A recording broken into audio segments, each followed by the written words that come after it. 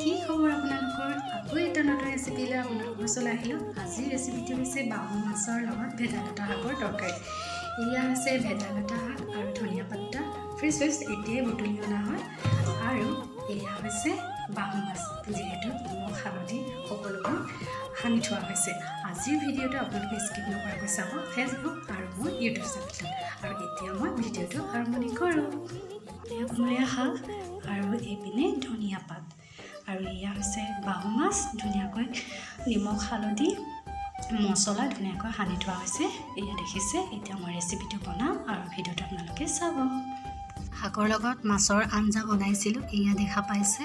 এয়া আৰু ভাত, জলকীয়া, মাছৰ পিটিকা আৰু লগতে আজি দিনতে বনোৱা মগুমাহ আৰু মাটিমাহৰ লগত বনোৱা আলু আদি বনাইছিলোঁ। আলু এফাল কৰি মেলি এইখিনি দিনৰ চব্জি এইখিনি, আৰু এইপিনে ভেদাইলতা আৰু বাহু মাছৰ তৰকাৰী, আৰু এইপিনে ভাত, আৰু এইপিনে জলকীয়া, আৰু এইপিনে মাছ ফ্ৰাই কৰা সেইখিনি জলকীয়া পিঁয়াজ ধনিয়া দি মেলি পিটিকা কৰিছোঁ।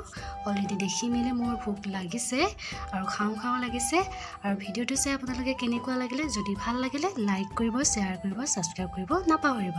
আৰু ভিডিঅ'টো ইয়াতে সমাপ্ত কৰিলোঁ। বাই বাই, ধন্যবাদ।